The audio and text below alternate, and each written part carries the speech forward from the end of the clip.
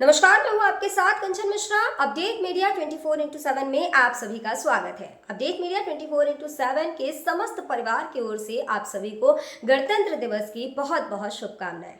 यह दिन हमारे देश की स्वतंत्रता, समानता और भाईचारे का प्रतीक है। 26 जनवरी 1950 को हमारा संविधान लागू हुआ था, जिसने हमें लोकतंत्र में अपने अधिकारों और कर्तव्यों का बोध कराया। हमें गर्व है कि हमारे संविधान ने हर नागरिक को समानता, स्वतंत्रता और न्याय का अधिकार दिया है। यह दिन भारत के संविधान लागू होने की याद में मनाया जाता है। भारत का संविधान 26 जनवरी 1950 को लागू हुआ था। इस दिन दिल्ली के राजपथ पर परेड और झांकियां निकाली जाती हैं। भारत के राष्ट्रपति तिरंगा फहराते हैं और 21 तोपों की सलामी दी जाती है। आओ झुककर सलाम करें उन्हें जिनके हिस्से में ये मुकाम आता है। खुशनसीब होता है वो खून जो देश के काम आता है। ना पूछो जमाने से कि क्या हमारी कहानी है, हमारी पहचान तो बस इतनी है कि हम सब हिंदुस्तानी हैं। ना जियो धर्म के नाम पर, ना मरो धर्म के नाम पर, इंसानियत ही है धर्म वतन का, बस जियो वतन के नाम पर। एक बार फिर से आप सभी को अपडेट मीडिया 24x7 के समस्त परिवार की ओर से गणतंत्र दिवस की बहुत। भारत का गणतंत्र दिवस 26 जनवरी को क्यों मनाया जाता है?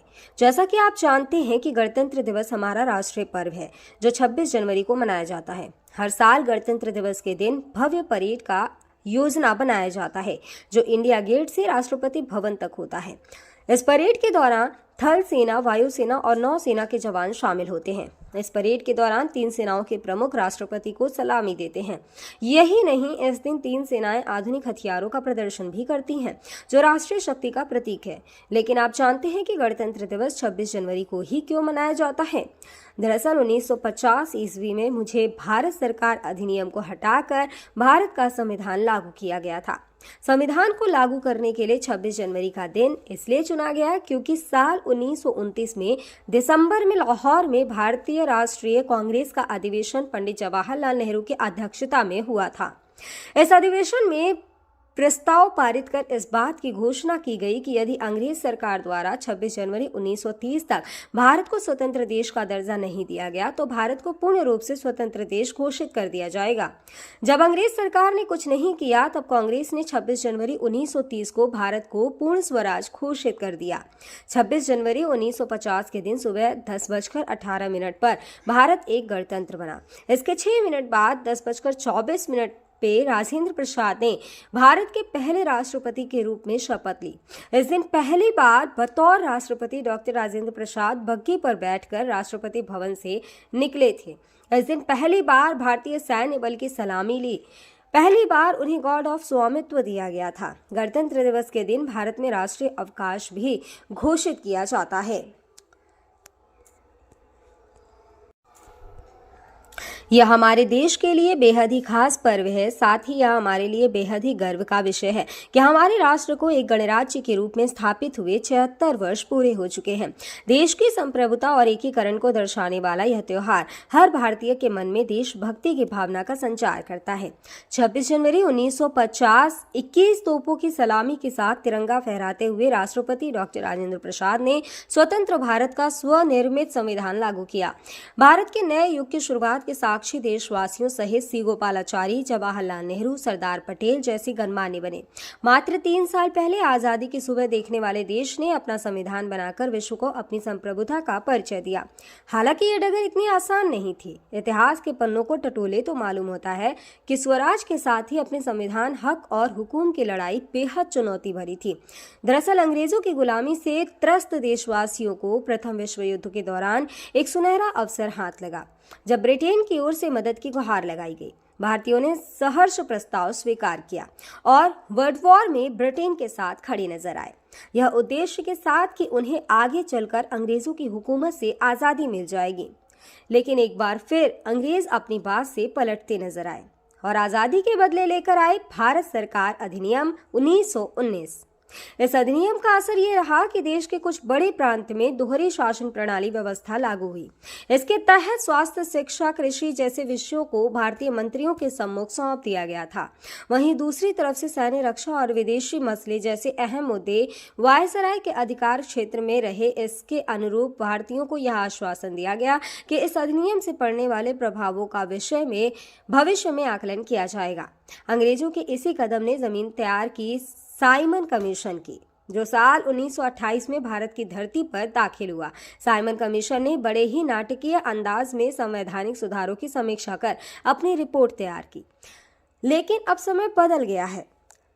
अब देशवासी अंग्रेजों के बहकावे में नहीं आने वाले थे, क्योंकि स्वराज के साथ साथ अपने संविधान की मांग भी धीरे धीरे देशवासियों के मन में परवान चढ़ने लगी थी। साइमन कमीशन रिपोर्ट के बाद देश भर में जमकर आंदोलन हुए। इसे शांत करने के लिए ब्रिटिश सरकार ने राउंड टेबल कॉन्फ्रेंस का आयोजन किया। हालांकि देश के सभी वर्ग के नेता इसमें शामिल नहीं थे, इसलिए ये एक असफल प्रयास सिद्ध हुआ। लेकिन जहां एक तरफ ब्रिटिश हुकूमत भारतीयों के इरादों को एक बार फिर भुलाने के जद्दोजहद में लगी थी, तो वहीं दूसरी तरफ देश के वीर सपूतों ने अपने संविधान का खाका तैयार भी कर लिया था। साल 1928 में मोतीलाल नेहरू सहित 8 कांग्रेस नेताओं ने एक संविधान का मसूदा तैयार किया, जिसकी नींव 1921 में भारतीय राष्ट्रीय कांग्रेस के कराची अधिवेशन में तय की गई थी। इस तरह स्वतंत्र भारत के संविधान की रूपरेखा सजने लगी थी। समय का पहिया आगे बढ़ता गया। फिर आया गवर्नमेंट ऑफ इंडिया एक्ट 1935, जिसे हमारे संविधान का संरचनात्मक आधार कहा जाता है। दूसरे शब्दों में कहें तो यह एक फाउंडेशन बन गया, जिसके ऊपर मौजूदा संविधान की भव्य इमारत खड़ी हो गई।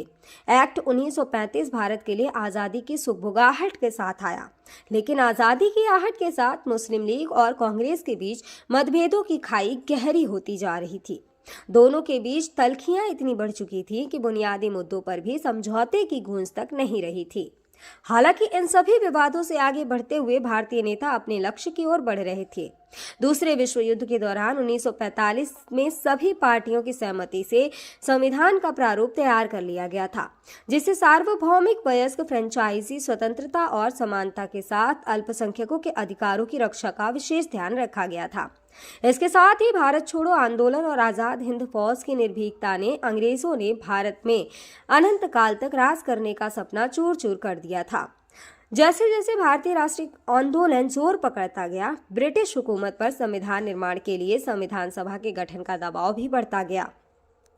इस गहमा गहमी के बीच आखिरकार 9 दिसंबर 1946 में नई दिल्ली के संवैधानिक हॉल में संविधान सभा की पहली बैठक हुई, जिसमें महात्मा गांधी को छोड़कर उस वक्त के राष्ट्रीय आंदोलन से जुड़ी करीब हर बड़ी शख्सियत शामिल थी, जिसका मुस्लिम लीग ने भारत को 2 हिस्सों में बांटे नए मुल्क पाकिस्तान की मांग को लेकर बैठक का बहिष्कार किया। लिहाजा पहली बैठक में कुल 207 सदस्यों ने हिस्सा लिया, जहां सभा के सबसे वरिष्ठ सदस्य डॉक्टर सच्चिदानंद सिन्हा को सभा का अस्थायी सदस्य चुना गया। हालांकि 2 दिन बाद 11 दिसंबर को डॉक्टर राजेंद्र प्रसाद सभा के अध्यक्ष निर्वाचित हुए और डॉक्टर एच.सी. मुखर्जी और वी.टी. कृष्णमाचारी को सभा का उपाध्यक्ष बनाया गया। इसी कड़ी में आया सुनहरा दिन 15 अगस्त 1947 का, जब गुलामी की बेड़ियों को तोड़ भारत ने आज़ादी की नई सुबह देखी। देशवासियों में जोश भरते हुए आज़ाद भारत के प्रथम प्रधानमंत्री जवाहरलाल नेहरू ने बुलंद आवाज में देश को संबोधित किया।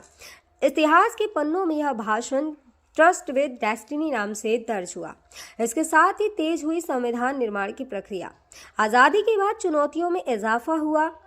संविधान पर सामग्री की कमी थी, लेकिन उसका सही चयन और उचित व्याख्या का काम बहुत जटिल था। बी.एन. राव द्वारा तैयार किए गए संविधान के प्रारूप पर विचार विमर्श करने के लिए संविधान सभा 29 अगस्त 1947 को एक संकल्प पारित करके प्रारूप समिति का गठन किया। इसके अध्यक्ष के रूप में डॉक्टर भीमराव अंबेडकर को चुना गया। इस समिति में अंबेडकर के अलावा 6 और सदस्य थे। संविधान निर्माण के दौरान कई अहम फैसले लिए गए, जिसके राष्ट्रमंडल के समूह में भारत की सदस्यता, राष्ट्रध्वज का चयन, साथ ही राष्ट्रगान और राष्ट्रनीति का चुनाव शामिल था। यहाँ दिलचस्प बात यह है कि संविधान में सबसे पहले नंबर पर आने वाली उद्देशिका सबसे अंत में पारित हुई। संविधान अगर राजनीतिक असंवैधानिक दस्तावेज है, तो पीएमएल एक ग्रंथ को दार्शनिक नजरिया प्रदान करती है। डॉक्टर भीमराव अंबेडकर की अगुवाई में संविधान निर्माताओं ने 60 देशों के संविधानों का अध्ययन किया। 4 नवंबर 1948 को संविधान का अंतिम प्रारूप पेश किया। संविधान तैयार करने के बाद मुश्किल खड़ी हुई कि इसे सुंदर अक्षरों में पिरोकर कैसे संजोया जाए। इस उधेड़-बुन के बीच प्रेम बिहारी नारायण रायजादा का नाम सामने आया, जो कि अपने दौर के सबसे विख्यात कैलीग्राफर थे। उसके बाद भारत का संविधान प्रेम बिहारी नारायण रायजादा सुलेख फॉन्ट में लिखा गया। उसके प्रत्येक पृष्ठ को नंदलाल बोस के मार्गदर्शन में शांति निकेतन के कलाकारों द्वारा अलंकृत किया गया। इस तरह कुल 2 साल 11 महीने और 18 दिनों में विश्व के सबसे बड़े लोकतंत्र का स्वनिर्मित संविधान बनकर तैयार हुआ। आधिकारिक तौर पर 26 नवंबर 1949 को संविधान को पारित किया गया, जिस पर संविधान समिति के 15 महिलाओं सहित 284 सदस्यों ने हस्ताक्षर किए। वहीं संविधान लागू करने के लिए 26 नवंबर को चुना गया, क्योंकि 26 जनवरी 1930 को भारतीय कांग्रेस के लाहौर अधिवेशन में पूर्ण स्वराज का प्रस्ताव रखा गया था। इतिहास में इसे प्रथम स्वतंत्रता दिवस के रूप में भी जाना जाता है। यही कारण है संविधान लागू करने के लिए भारत के प्रथम स्वतंत्रता दिवस यानी 26 जनवरी को चुना गया। 26 जनवरी 1950 दिल्ली की सर्दी को देशभक्ति मात दे रही थी, जब राजगोपालाचारी ने अपने शब्दों में भारत को संप्रभु लोकतांत्रिक गणतंत्र घोषित किया। इसके बाद डॉक्टर राजेंद्र प्रसाद को भारत के पहले राष्ट्रपति की शपथ दिलाई गई। उसके बाद सार्वजनिक समारोह की शुरुआत हुई, जिसमें राष्ट्रपति डॉक्टर राजेंद्र प्रसाद और मुख्य अतिथि इंडोनेशिया के अध्यक्ष सुकर्नो हुए और मुख्य अतिथि इंडोनेशिया के अध्यक्ष सुकर्नो भी शामिल हुए। इसी तरह दिनांक 26 जनवरी 1950 इतिहास के पन्नों में स्वर्णिम अक्षरों में दर्ज हो गया। औरहवा ब्लॉक इटवा जनपद सिद्धार्थनगर प्रधान धर्मेंद्र और प्रतिनिधि चिनक की ओर से समस्त गांव वासियों, नगर वासियों और देशवासियों को गणतंत्र दिवस की बहुत बहुत शुभकामनाएं। और साथ ही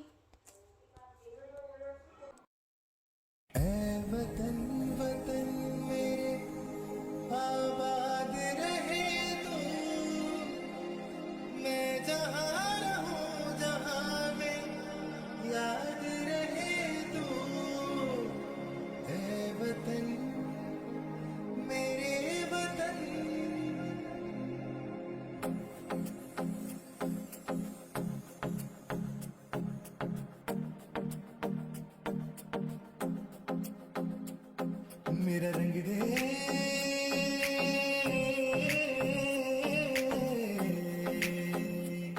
मेरा रंग दे बसंती चोला माए रंग दे, मेरा रंग दे बसंती चोला माए रंग दे, मेरा रंग दे बसंती चोला रंग दे। भारत में एक और बीमारी ने दस्तक दे दी है। ये बीमारी है HMPV। चीन के बाद अब भारत में भी HMPV ने दस्तक दे दी है। भारत में HMPV के 2 केसेस मिले हैं, जिसके बाद लोगों के मन में डर और सवाल पैदा हो गए हैं। सवाल ये कि HMPV वायरस क्या है, HMPV वायरस के लक्षण क्या है, HMPV वायरस से कैसे करें बचाव और क्या HMPV कोई नया वायरस है। अगर आपके मन में भी ये सवाल है तो यहाँ आपको हर सवाल के जवाब मिल जाएंगे। चीन में ह्यूमन मेटान्यूमो वायरस की वजह से वायरल बुखार श्वसन संक्रमण के बड़े मामले सामने आ रहे हैं। कर्नाटक में 2 मामले सामने आए हैं, जिनमें बेंगलुरु में भी 8 महीने की बच्ची में इस वायरस के संक्रमण का मामला सामने आया है। अब सवाल ये है कि आखिर HMPV क्या है।